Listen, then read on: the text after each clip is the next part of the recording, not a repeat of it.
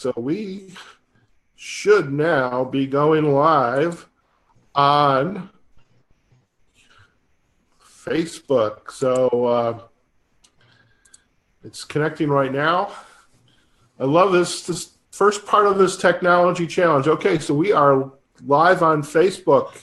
Good morning, everybody. This is Howard Fox, your business coach and LinkedIn coaching expert. I am so happy that you are here and joining me today.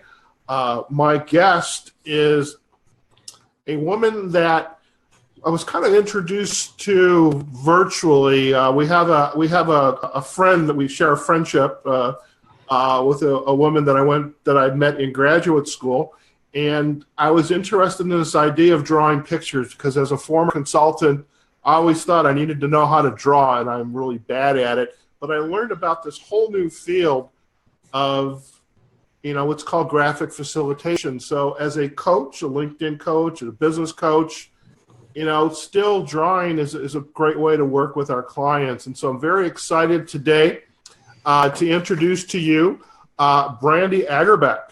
And Brandy speaks, teaches, and writes on drawing as your best thinking tool. She is the founder of loosetooth.com, and she works with her clients to harness the power of pen and paper to think clearly, critically, and confidently.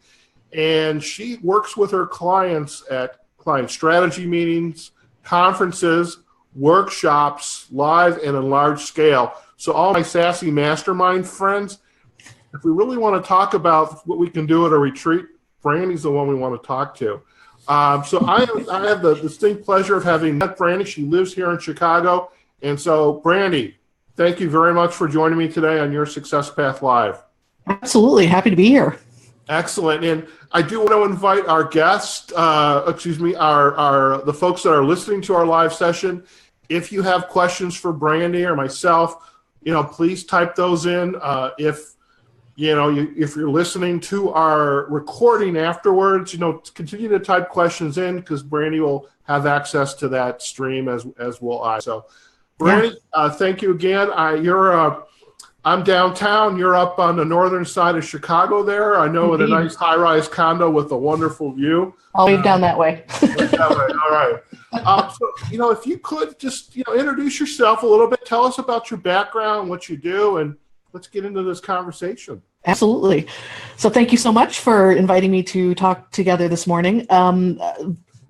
Like you said, I am all about drawing as your best thinking tool.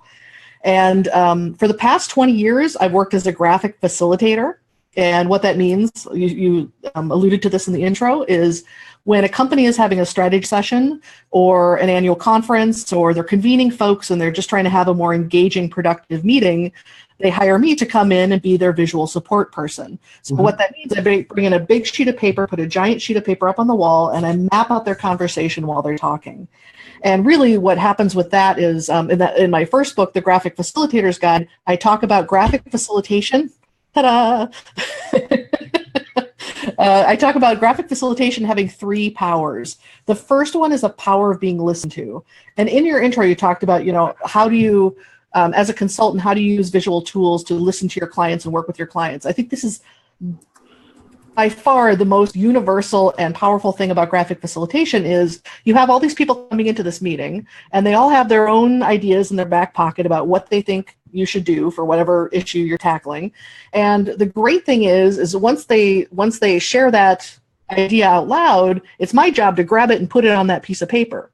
And so the conversation changes when everyone has felt listened to and they see their ideas captured and they see all those ideas sort of integrated and connected and the patterns found and the connections made on that piece of paper. So, that's the first power, is power being listened to. So human. I joke that I'm a human validation machine. I know we're going to get to powers 2 and 3, but I've got to ask, that has got to be, is this something that came natural to you? Is this something you just learned? By the way, Claire Kidd is joining us. I think this is probably somebody maybe in your tribe. Nice. Excellent. So welcome, Claire. If you've got questions, comments for Brandy, Morning, Claire. this got to be a difficult. I mean, coaching, we talk about active listening, and I mean, you have to listen to understand, not listen to respond. Right. This idea of synthesizing this conversation. I haven't had enough coffee, so my THs aren't very good. Claire says hi back. That's kind of how difficult is that? How did you kind of hone the skill of listening and synthesizing what's being said? Yeah, it's a good question.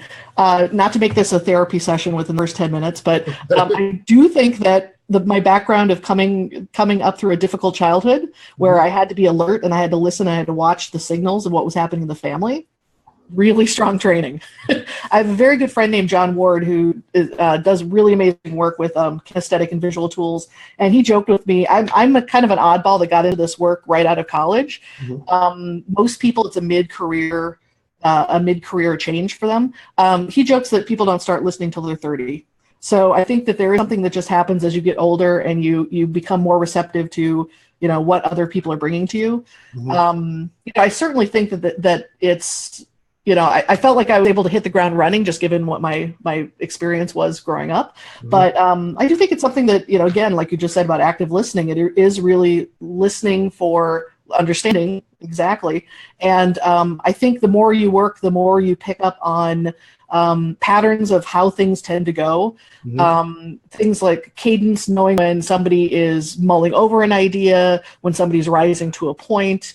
One of my strengths is I'm a super spatial thinker. So as I'm listening, I'm always listening for what are the visual and spatial cues in what somebody's saying. Okay. When you can tell somebody's trying to connect to another person's idea, when you can tell when they change, they'll like lift up their voice and you can tell they're trying to make a point that's distinctly different or a contrast to something that's already been said.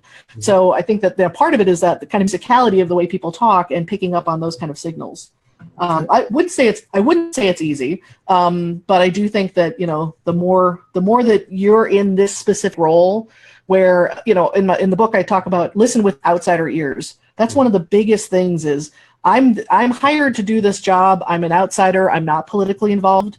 I'm not the consultant trying to sell more work. So I'm in actually a pretty perfect position to really listen with those kind of open ears. So. And when you.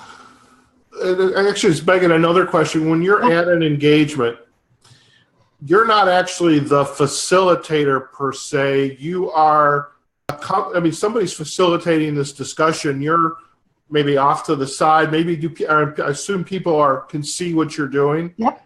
So you're not actually hiding out in the back of the room, but you're right. doing what you're doing while the conversation is being facilitated. Yeah, what I say is I'm the traditional facilitator's visual silent partner.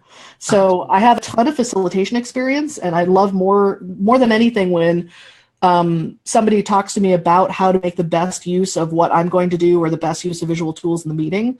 Sometimes it's almost like I'm parachuted in and they have no idea what to do with me, so I just do my thing. But it is, even though I'm sort of the silent partner, it is still a very active role. And 9 times out of 10, I am front and center of the room because I always say that, like one of the things you touched on in your intro was, what do they do with this afterwards? I really feel like 80% of what you're hiring me for is watching your conversation take shape in front of you live, as it's much more the act and the facilitation in the moment than it is the artifact afterwards. So it is really key that people see it happening in front of them. Like the project I just came back from late last week, it just happened that the way that it was like one of those long, dark, narrow hotel ballrooms, and I was actually at the back, sort of like opposite the stage. So they couldn't see it happen live, but the nice thing was with the traffic, people came in and out passing me. So I was able to talk to them and they were able to take a look and that sort of thing. So, I do think that ideally it is front and center, but it is sort of this, there is a very nice, elegant partnership that happens at the front of the room, because what's great is the facilitator's facing the group most of the time, and they're watching the cues and they're, picking up on transitions and repeating main points. And just by the virtue of the job, my back is to the room most of the time.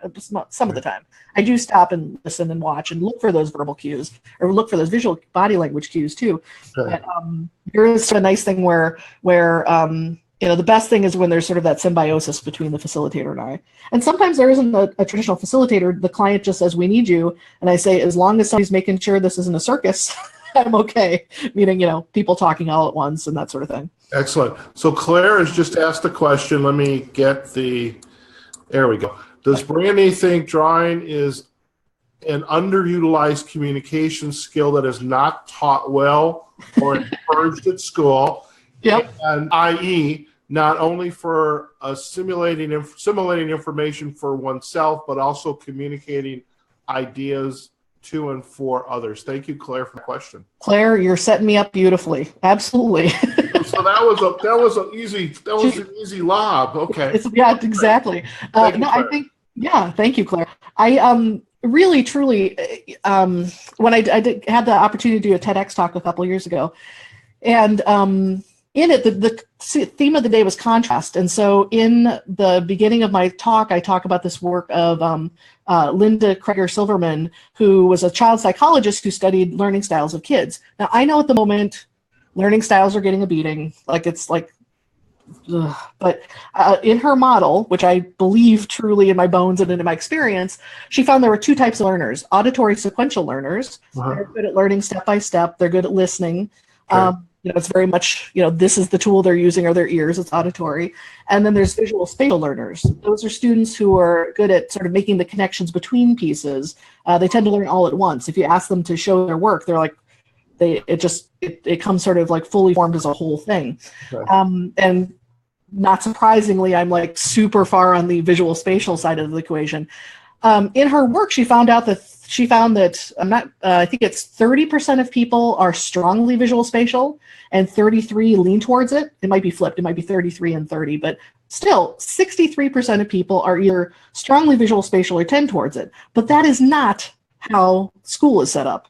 That's not how most of our workplaces are set up. It's super text-based. It's super verbal. Here's the information, learn it, memorize it, on to the next thing. Right. And I get that text is like this incredibly easy way to distribute information, right. But it's not a great way of processing information, especially these days when we're just getting more and more and more and more and more information coming at us. So really the idea of how spatial drawing is, you put an idea on the page, and then it's not that you're making a list, it's not like you're going from left to right, top to bottom, but you can place the next idea anywhere else on that piece of paper. So that's why I think that, very, very simple drawing as a process, not as a product, not as I'm going to draw your portrait, but simply just that idea of getting those ideas out of your head and onto paper, I think would be fantastic to be taught younger.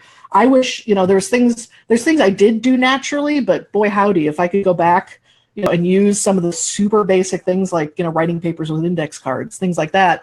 If I was able to do that younger, things would have been much easier. Yeah.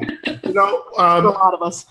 I eventually want to get back to Powers 2 and 3, but sure. One question that's kind of on my mind is there is one of the I don't know, constructs, that's a techie kind of word, concepts maybe, in like with the coaching field that I'm in, is this idea of telling stories to learn as opposed to, again, reading a book, memorizing, going on to the next thing. So I'm curious. Oh, by the way, Giselle Toner, welcome. Giselle's a member of my tribe. Excellent. Where does this idea of telling a story or a narrative, does that have a place in the work that you're doing as a graphic facilitator? That's a great question. I know personally, I have colleagues, like my colleague Anthony Weeks comes from a filmmaking. He's done filmmaking work and social work, and narrative is something that's super strong in his work. Susan McLeod in Halifax, she comes from a journalism background. She's really great at sort of weaving the story and telling the story. So I see colleagues who really embrace that. Mm-hmm. Personally, just the way I think tends to be more abstract and conceptual, and I think of the drawings more like maps. Okay. I tend to think more of how am I fitting all these pieces into this shape, sort of like a map or a diagram all at once, versus sort of weaving a story that you walk through. Well, it's interesting then. So if you've got your map, and we should have done is put one up on the screen. So. Yeah. maybe what we can do is we can perhaps share an example of one in the comments afterwards. Sure. But one thing I'm thinking about is if we've got your map up on the wall, then it's your clients. They're the ones that get to tell the story about what you've put on the wall. Very much so. That's a great way to put it. Okay. Yeah, because it's so experiential, and they're the ones who saw it take shape and unfold in front of them. Right. And when folks, like I said, I think 80% of what people are hiring me for is the facilitation as a live thing, and 20% of it is the object or the artifact. Right. One thing I tell folks is, don't just plop that drawing in front of somebody and say, "See, this is what we did," because there's all this energy and experience embedded in the drawing that isn't there for the person who didn't experience it, who wasn't there in the room. So, that's very much what I say is be a good steward of the image, walk somebody through the drawing and say, what resonated most with you and where did you see other people's voices and that sort of thing. Excellent. So power number two. Power number two we've been talking about, actually. I'm very much an analytical process guy. Yeah. I've got to get boom, boom, boom. Totally. It's the worst when it's like, you're leaving me hanging. You're talking about power number two, which is seeing and touching your work. It really is about that, making something physical. And that you think about how many meetings, there's so much meeting fatigue. It's like you go and people convene and they feel like there's 1,000 other things they could be doing, but they have to sit in this meeting. And then, the meeting's over and it's like, poof, it's so ephemeral. It's verbal. People talk to each other in a room together and then it's gone. Again, I'm making that conversation physical. And it's literally in front of them. They can't ignore it. Well, it's an artifact. I mean, there's, and coming up in the IT consulting world, we had death by PowerPoint, and it was a very slow, painful death because, cram as much information you can on a slide. Yep. And then because you're running out of time, or you extend your time limit over the next person's time limit, totally. Cram as much as you can and as fast as you can. And those PowerPoints went back into the office and into a folder or a circular little receptacle. Yep, absolutely. We were talking about cramming. It's like the first thing that came to mind was this idea of white space on the page. And in the new book, it's about teaching everyone visual thinking concepts. And two of those concepts, the book is called The Idea Shapers, and it's 24 specific idea shaping, 24 specific visual thinking concepts. And two of them are the cluster, which is you've got similar ideas and you place them near each other. And the partner to that is the buffer, the white space around it. So my maps don't make sense without that breathing room. And, like you said, like in that scenario, people somehow think that, they can be that fire hose of information and just like knock everyone down in the room. But how important it is to have that breathing space visually, verbally, that, there needs to be ebbs and flows and things. And that's just kind of one way that when you're, when I'm making a map is you see that through that sense of white space and kind of breathing room on the chart that makes the relationships more clear. And also in that book, when I talk about one of the powers of drawing, to Claire's point about people learning it more explicitly and building that practice, is the power of making, that these drawings are physical, that every time you're making a drawing, you're making countless choices. So it's like, what's the next point I want to put on this piece of paper? What scale does it need to be? Where does it need to be in proximity to another idea on the page? Am I using a color for a specific meaning? So every one of those choices that you're making meaning for yourself. And it is that physical making of that drawing. It's not using a template. It's not just sort of like, okay, I know that, just kind of defaulting to that left to right, top to bottom text. It's really being purposeful. And in each of those choices, you're making meaning for yourself. When you start with a client, do they, they're coming to you because they know of your work. And somebody somewhere has suggested, you guys need to try this. Beforehand, how much conversation, maybe even negotiation in a way? Because, sometimes clients hire us because they have an end in mind. And their end, it's probably not the end that should be, but it's their end. What kind of conversation happens so that they understand what you're doing and are not kind of perhaps questioning you or second guessing what you have to say and put on that paper? It's a good question. I'm super lucky in the fact that, even though this work has been around for over 30 years and I've been doing it 20 years, it's still very, very new to most folks. So there is, and also people are terrified of drawing themselves, which, is something I'm actively working to change. But still, for most people, the idea, of standing in front of people and drawing for them is like, well, not me. So I'm lucky that that clients tend to be very, very open and saying, okay, how does this work? They don't have a lot of preconceived notions. They're sort of like they're trying to drive to a specific point. I think one thing that helps is I set up very clearly that what I'm doing is responding to the group. So even if I talk to my lead client and the person who's hiring me or the person signing my check, they know that what I'm doing is really reflecting what's happening in that room as a whole. So beforehand, there's just some basic talk. What are the meeting's objectives? Let's walk through the agenda. As we do that, I can make some suggestions around, okay, I think this much, like this part of the agenda will be one big chart. Or I might say, the third power is the power of shared understanding. So just for example, let's say, see how I tied that in? Let's say that you've got two different constituencies in the room, and they're coming together for the first time. And this is like a perfect way, and it's very clearly it's a great application of graphic facilitation is you've got people from different sides who may feel like they're on separate sides. And by putting them on the chart, like I might say, you've got these two people. So if this is like two giant figures on the drawing facing each other, that gives me space to create, here are things that are all around this side, these folks, these are all the ideas around these folks, and then here's all the stuff that is where they come together in the middle. So there's sometimes where I'll suggest sort of a shape and see what the client says around that.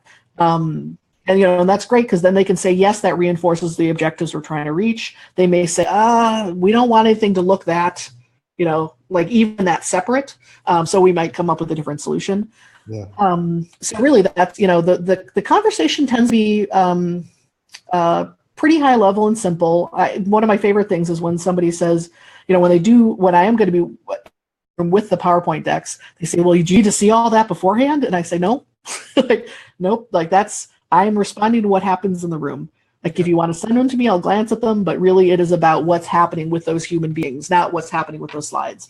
Gotcha. And usually for the client, that's a relief. Because they're like, okay, great. They don't have to worry about, kind of looping me in on all that beforehand. Other colleagues may have a different answer to that, but Gotcha. In my case, I'm looking for the objectives and what are the kind of the shapes, the pieces that I might be creating during that event. Excellent. So I am curious, what's the kind of like the meme or for your client? What do they look like? I mean, who are they? One of my favorite things is that it's a huge variety. I very specifically don't put a client list on my site because I don't want anyone to filter themselves in or out.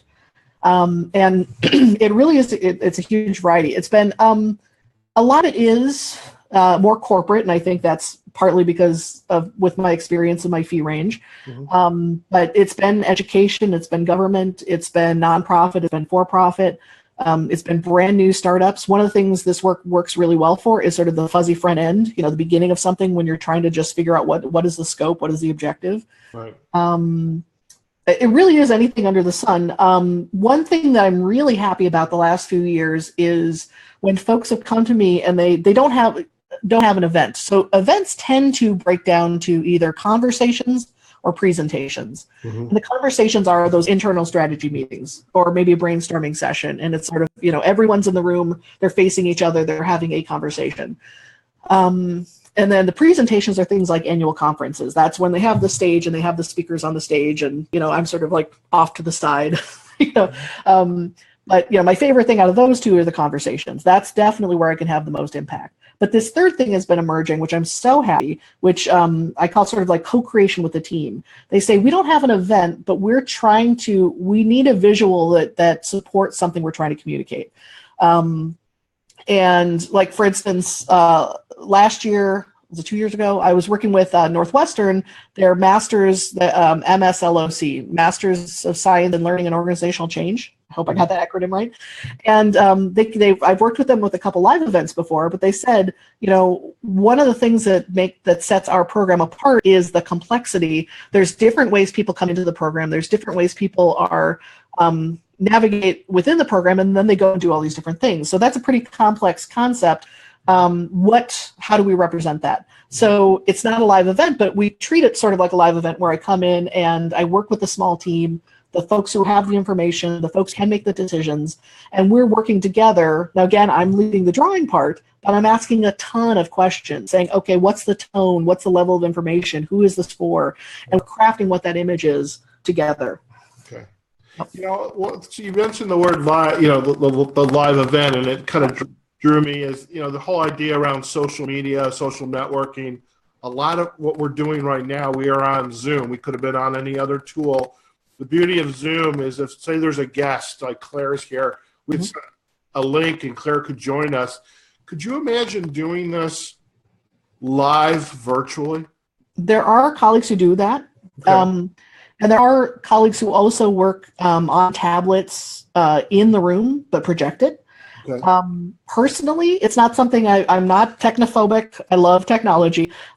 Personally, for me, it is very much about that kinesthetic experience. Okay. I believe that. I know you like your pens, your Newell markers. My Neuland, yeah, my Newell markers. Neuland. Yeah, but it's not just. I mean, they work great. That's why I love them. But it's that there's a physical object in the room being made. Okay. And it's funny, flying back from that project last week, I was sitting next to a gentleman, we got talking about this, and he, I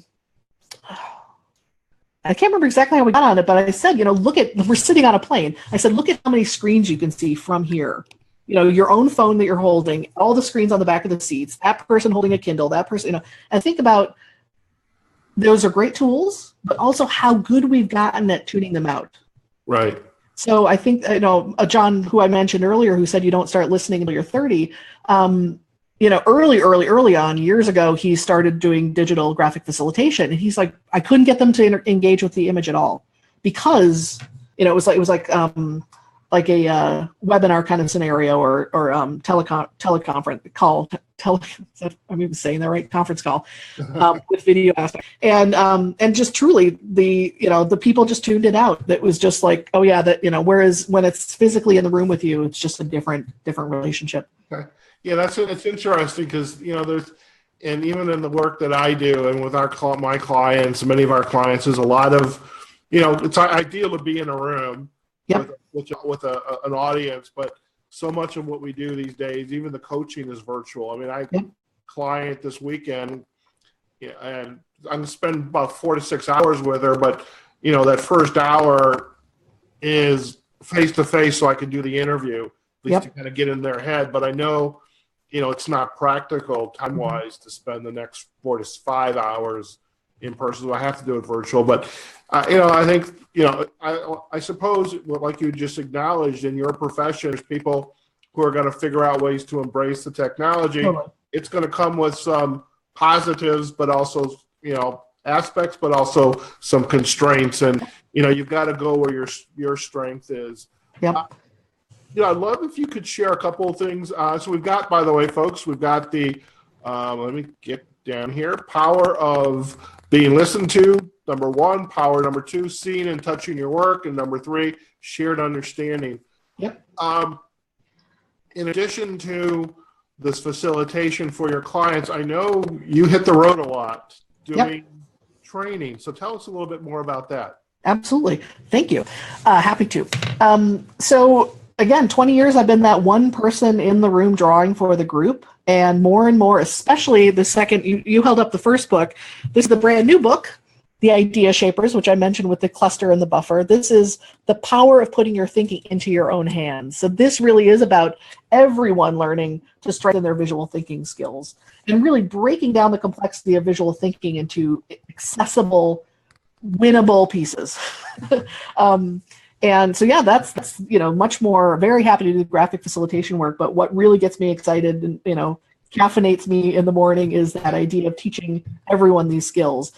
And speaking and teaching, it's I teach a 3-day immersive called The Lab. That's just 6 folks. So it's this beautiful emergent agenda where we have 3 days of getting up with big sheets of paper and mapping out things. What's really neat about that is just about half the people are graphic facilitator or want to be me when they grow up, and half of them aren't. Half of them come from other disciplines, other roles, and they see how great these tools are, this visual thinking is for being analytical and strategic in your thinking and critical in your thinking and synthesizing information. So that's what brings them there.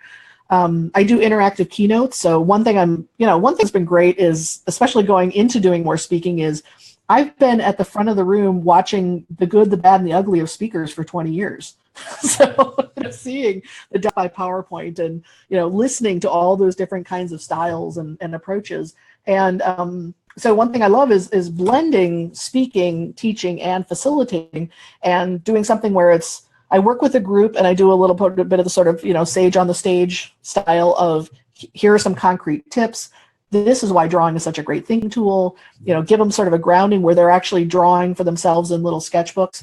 And then they go straight into breakouts and they start working together and tackling scenarios using those brand new visual tools, putting them immediately in practice. So then I can segue into facilitating that exercise that they then report out. And it's really, it's wonderful and super gratifying to see them immediately.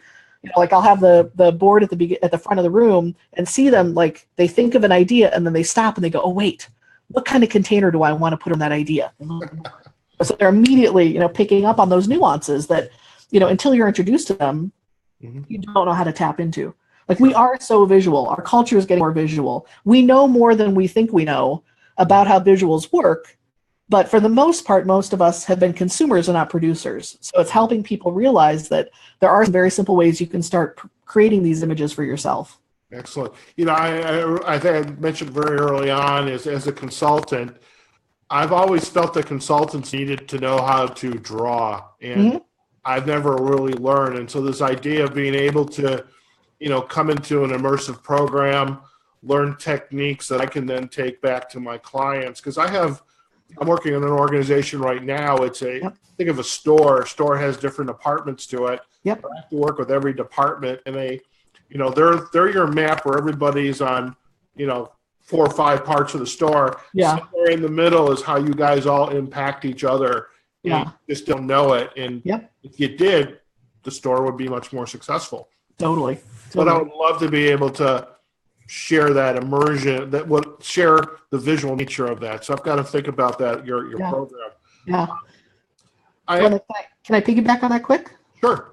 I was just talking to my friend Patricia Martin, fantastic author, great consultant around marketing and communications.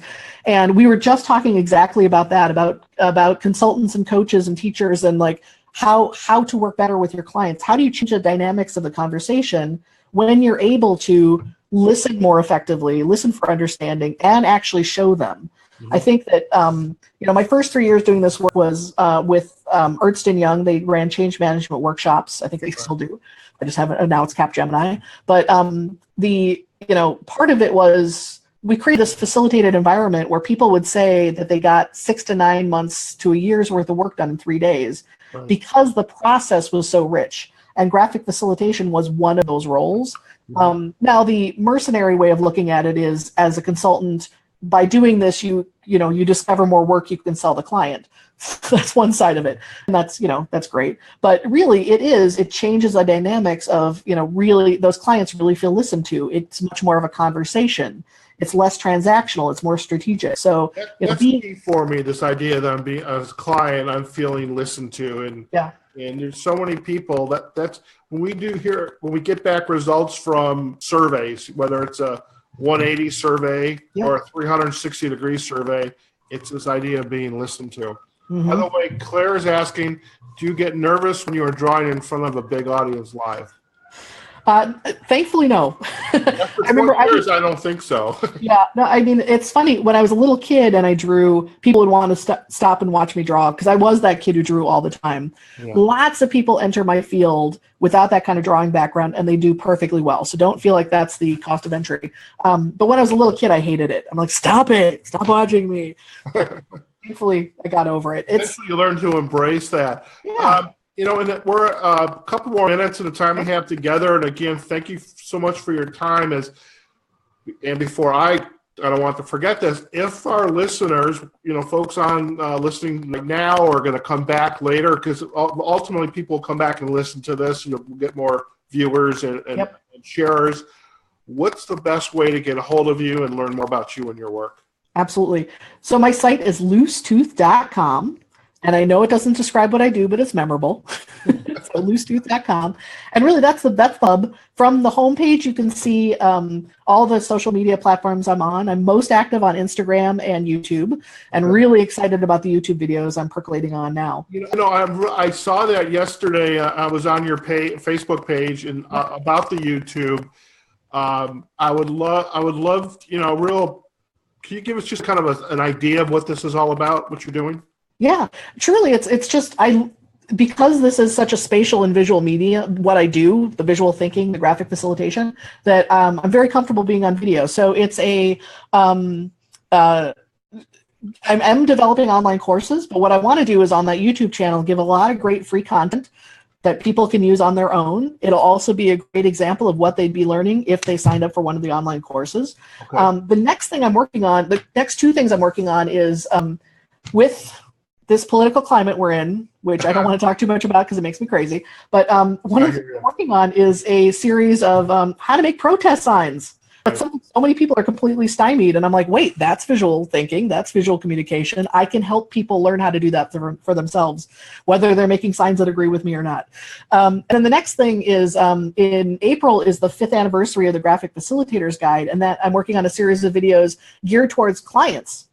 Okay. So there's a whole lot of, I have my own one-on-one experience that once somebody comes to me, how do I talk about what that relationship is? How do people partner together? But realizing that our field could use a lot more like that more broadly.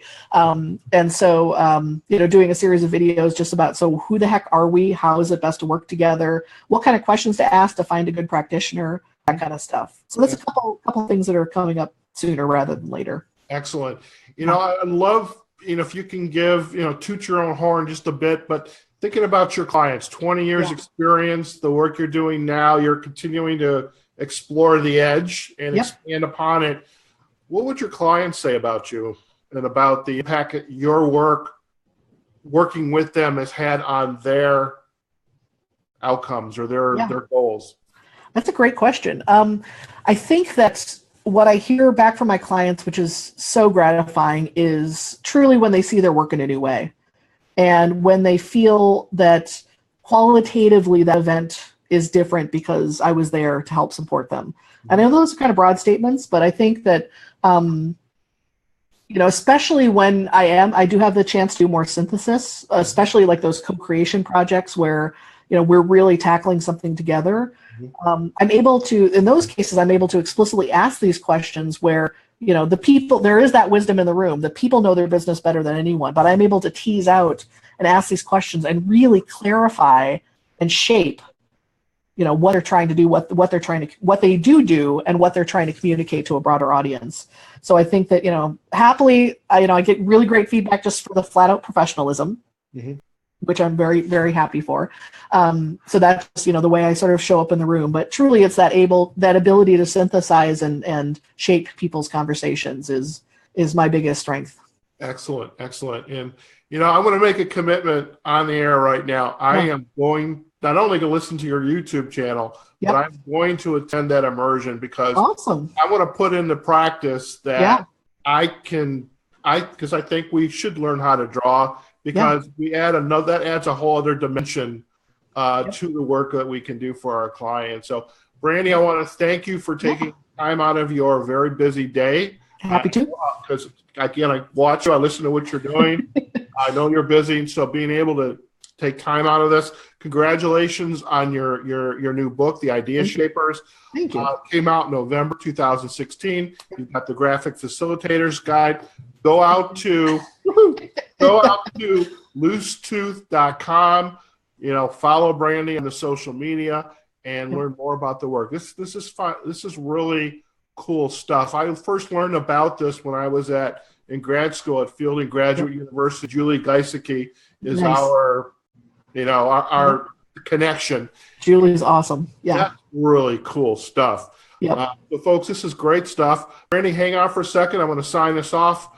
Folks, thank you for joining me today. I do want to say our 11 o'clock guest had to drop out, Ron Craybill from River House ePress, and his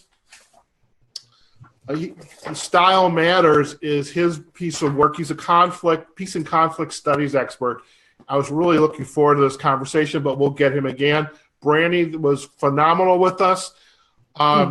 You can learn more about me and my work. You can visit my website at foxcoaching.com.